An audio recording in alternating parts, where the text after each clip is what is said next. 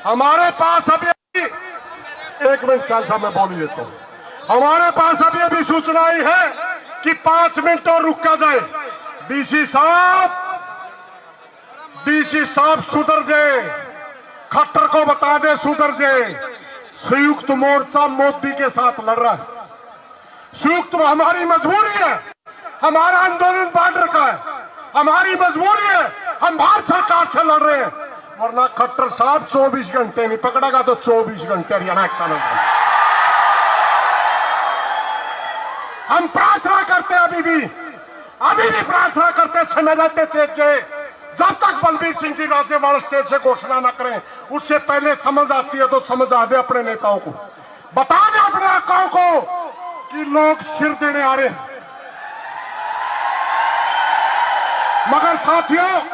मगर साथियों एक बात और याद रखो, भगत सिंह को मानते आप, सब मानते हैं ना। भगत सिंह की विचारधारा त्याग और तपस्या की थी। भगत सिंह ने अपना सिर दिया था, दूसरे को नुकसान नहीं पहुंचाया था, समझे ना।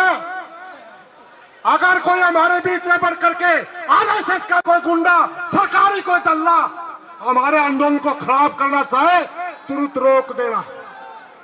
अगर कोई अपने हाथ में कानून लेता है, किसी के हाथ में डंडा छोड़ता है, तुरंत रख दियो मैंने। वो हम उसको स्वीकार नहीं करेंगे, हम उसको स्वीकार नहीं करेंगे। क्योंकि हमने गुरनाम सिंह की वीडियो देखी, मेरी वीडियो देखी आपने। हमने क्या कहा था कि हम खट्टर की खूल करेंगे, जितने सिर तने फोड़ने आज फोड़ ले, जितने सिर फोड़ने आज फोड़ ले, बार बार तेरी सहन नहीं करेंगे। इसलिए साथियों मेरी प्रार्थना है, डरते बैठे आड़े डरते तुरते, कानून को हाथ में नहीं लेगा कोई भाई।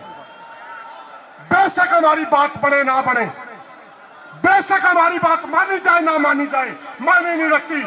मायने ये रखती है जो हमारे नेता बोल रहे उसके ऊपर कितने खरे उतरे, जो अनुशासित सिपाही की तरह हम आंदोलन लड़ेंगे और सरकार को घुटने के बल लाकर ही जाएंगे, सरकार से मना के ही जाएंगे। वो नहीं हो सकता, नहीं हो सकता।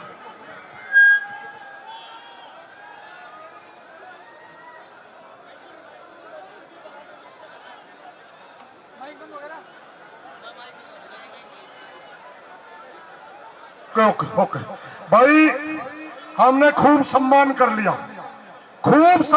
लिया प्रशासन के साथ, खूब लड़ाई करी हमारे नेताओं ने। जो नेतृत्व आज दिखा, जो नेतृत्व हमारे नेता ने आज दिखाया, मेज के ऊपर अड़ के खड़े हो गए कि किसानों का होगा। मैं धन्यवाद करूंगा। अब बार बार हमें समय नहीं देते डीसी साहब, अब राज्यपाल जी फैसला सुनाएंगे, सभी साथी ध्यान से सुन। किसान एकता जिंदाबाद। एक भी साथी बोल रहे नहीं का भाई, एक भी साथी बोल रहे।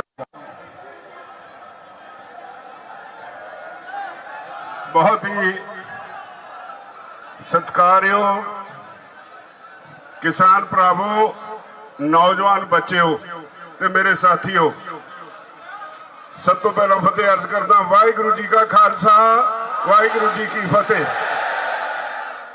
मैं तो पहले एक दो बेनतियां करनी है। परसों तुसी मुजफ्फरनगर में एक नवा इतिहास सिरज दिता। उस तो पहला 9.5 महीने तो दिल्ली के बॉर्डर ते बैठ के सारी दुनिया का नवा इतिहास लिख दिता। सारी दुनिया तुहाडे नाल हमदर्दी रखती है ते सारे देशों में तुहाडे उत्ते कोखवी निगाह रखी हुई है। इसलिए मैं समझदा कि एक बहुत वड्डी जिम्मेवारी तुहाडी सारिਆਂ दी बनती है।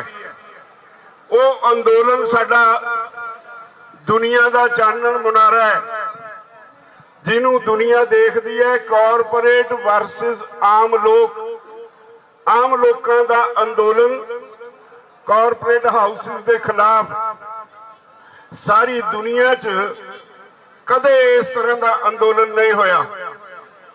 ਤੁਸੀਂ ਇਹਦੇ 'ਚ ਸਭ ਤੋਂ ਵੱਧ ਯੋਗਦਾਨ ਪਾ ਕੇ ਦੁਨੀਆ ਦਾ ਧਿਆਨ ਖਿੱਚਿਆ।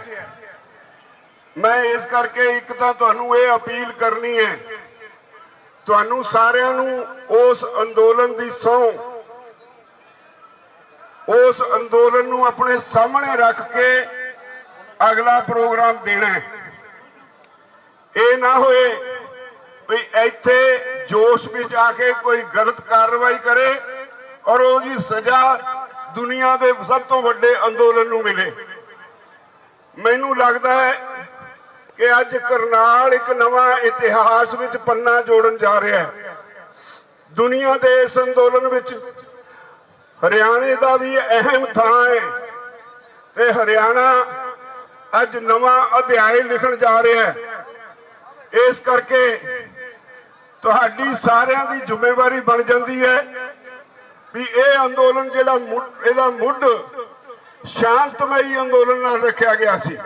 ਮੈਂ ਇੱਕ ਗੱਲ ਸ਼ੁਰੂ ਤੋਂ ਕਹਿਣਾ ਤੁਹਾਨੂੰ, ਮੈਨੂੰ ਇਸ ਗੱਲ ਦੀ ਖੁਸ਼ੀ ਹੈ ਵੀ ਤੁਸੀਂ ਮੇਰੀ ਉਸ ਗੱਲ ਤੇ ਹਮੇਸ਼ਾ ਪਹਿਰਾ ਦਿੱਤਾ, ਜਿਹਦੀ ਵਜ੍ਹਾ ਕਰਕੇ ਇਹ ਅੰਦੋਲਨ ਅੱਜ ਸਾਰੀ ਦੁਨੀਆ ਵਿੱਚ ਚਰਚਾ ਦਾ ਵਿਸ਼ਾ ਬਣਿਆ। ਉਹ ਇਹ ਹੈ, ਮੈਂ ਤੁਹਾਨੂੰ ਇੱਕੋ ਫਾਰਮੂਲਾ ਦਿੱਤਾ ਸੀ ਵੀ ਜੇ ਸ਼ਾਂਤਮਈ ਰਹੋਗੇ ਅੰਦੋਲਨ ਤੁਸੀਂ ਜਿੱਤੋਗੇ, ਜੇ ਜੋਸ਼ ਵਿੱਚ ਆ ਕੇ ਹੋਸ਼ ਗਵਾ ਤੇ ਸ਼ਾਂਤਮਈ ਦਾ ਪੱਲਾ ਛੱਡ ਕੇ ਹਿੰਸਕ ਹੋ ਗਏ ਤਾਂ ਮੋਦੀ ਜਿੱਤ ਜਾਏਗਾ। ਇਹ ਫਾਰਮੂਲਾ ਜਦੋਂ ਤੱਕ ਧਿਆਨ ਵਿੱਚ ਰੱਖੋਗੇ ਤੁਹਾਡੀ ਜਿੱਤ ਯਕੀਨੀ ਹੈ, ਕੋਈ ਤੁਹਾਨੂੰ ਹਰਾ ਨਹੀਂ ਸਕਦਾ।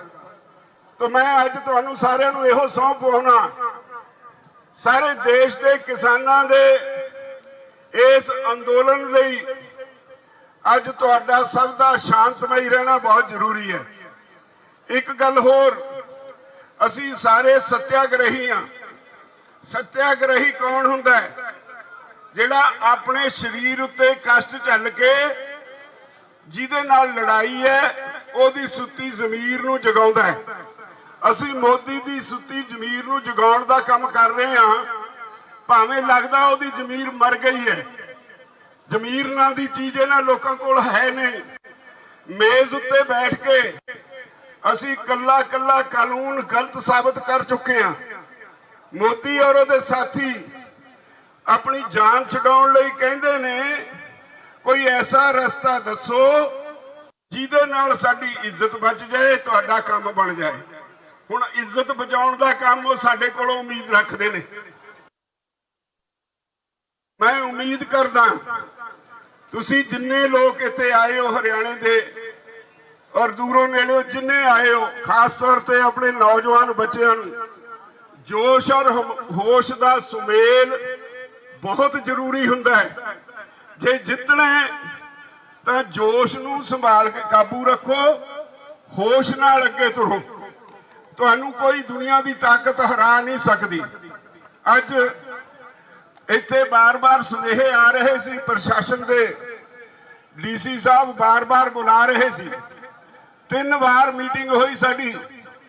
ਅਸੀਂ ਉਹਨਾਂ ਨੂੰ ਕਿਹਾ ਵੀ ਆ ਜਿਹੜਾ ਇੱਥੇ ਦਾ ਐਸਡੀਐਮ ਸੀ, ਜਿਹੜਾ ਇਸ ਤਰ੍ਹਾਂ ਦੇ ਹੁਕਮ ਦਿੰਦਾ ਸੀ ਭਈ ਕਿਸਾਨਾਂ ਦੇ ਸਿਰ ਫੋੜੋ, ਹੱਡੀਆਂ ਤੋੜੋ, ਉਹਨੇ ਗੈਰ ਸੰਵਿਧਾਨਕ ਕੰਮ ਕੀਤਾ ਹੈ, ਉਹਦੇ ਖਿਲਾਫ ਪਰਚਾ ਦਰਜ ਕਰੋ। ਉਹ ਕਹਿ ਰਿਹਾ ਸੀ ਜੀ ਅਸੀਂ ਜੀ ਦੇਖਣਾ ਉਹਦੀ ਨੀਅਤ ਕੀ ਸੀ। ਤੇ ਮੈਂ ਪੁੱਛਿਆ, ਮੇਰੇ ਬਾਕੀ ਸਾਥੀਆਂ ਨੇ ਵੀ ਪੁੱਛਿਆ, ਉਹ ਨੀਅਤ ਦਾ ਪੈਮਾਨਾ ਦੱਸ ਦਿਓ ਕੀ ਹੈ।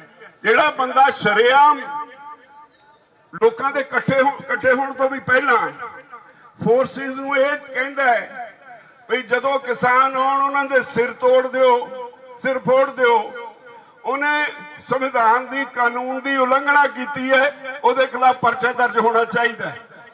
3 ਵਾਰੀ ਉਹ ਉੱਠ ਕੇ ਗਏ।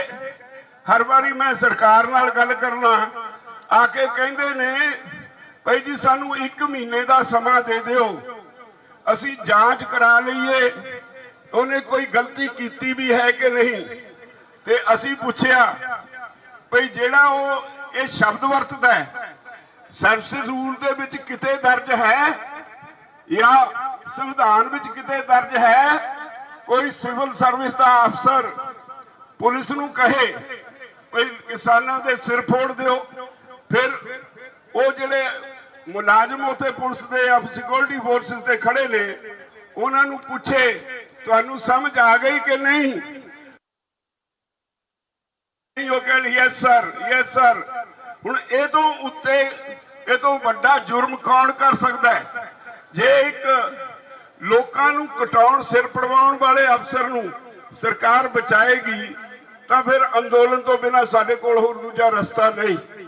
ਉਹ 3 ਵਾਰੀ ਗੱਲ ਕੀਤੀ, ਤਿੰਨੇ ਵਾਰੀ ਸਾਡਾ ਡੀਸੀ ਤੇ ਐਸਪੀ ਉਹ ਦੋਵੇਂ ਜਣੇ ਉਹਦੀ ਵਕਾਲਤ ਕਰਦੇ ਰਹੇ, ਜਿਹਨੂੰ ਅਸੀਂ ਸਾਰੇ ਨੇ ਬਾਰ-ਬਾਰ ਰੋਕਿਆ, ਟੋਕਿਆ, ਰਿਜੈਕਟ ਕੀਤਾ।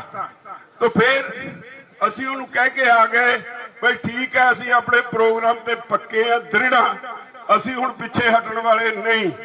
ਤੁਸੀਂ ਆਪਣਾ ਇੰਤਜ਼ਾਮ ਕੀਤਾ ਤੇ ਅਸੀਂ ਆਪਣਾ ਇੰਤਜ਼ਾਮ ਕੀਤਾ।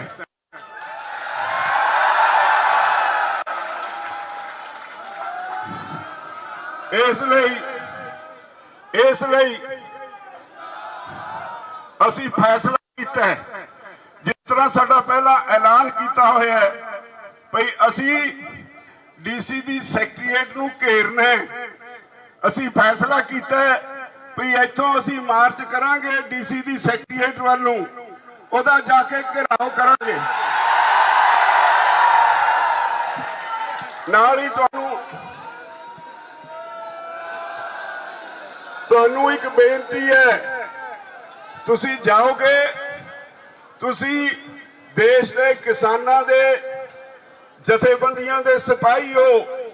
ਹਰੇਕ ਸਿਪਾਹੀ ਨੇ ਆਪਣੀ ਜ਼ਿੰਮੇਵਾਰੀ ਦਾ ਅਹਿਸਾਸ ਕਰਕੇ ਅੱਗੇ ਵਧਣਾ ਹੁੰਦਾ ਹੈ ਤੇ ਤੁਸੀਂ ਖਿਆਲ ਰੱਖਣਾ ਤੁਹਾਡੇ ਆਲੇ ਦੁਆਲੇ ਕੋਈ ਇਸ ਅੰਦੋਲਨ ਦਾ ਨੁਕਸਾਨ ਕਰਨ ਵਾਲਾ ਤਾਂ ਨਹੀਂ। ਜਿਸ ਤਰ੍ਹਾਂ ਕੌਰ ਸਾਹਿਬ ਨੇ ਕਿਹਾ ਕਿਸੇ ਕੋਲ ਸੋਟੀ ਹੈ, ਕੋਈ ਹੋਰ ਹੈ, ਉਹ ਇੱਥੇ ਹੀ ਰੱਖ ਜਿਓ, ਨਾਲ ਨਹੀਂ ਲੈ ਕੇ ਜਾਣੀ। ਸਭ ਨੇ ਸ਼ਾਂਤਮਈ ਤਰੀਕੇ ਨਾਲ ਹੁਣ ਇਥੋਂ ਸਭ ਤੋਂ ਅੱਗੇ ਜਥੇਬੰਦੀਆਂ ਦੇ ਲੀਡਰ ਅੱਗੇ ਹੋਣਗੇ ਤੇ ਤੁਸੀਂ ਸਾਰਿਆਂ ਨੇ ਉਹਨਾਂ ਦੇ ਪਿੱਛੇ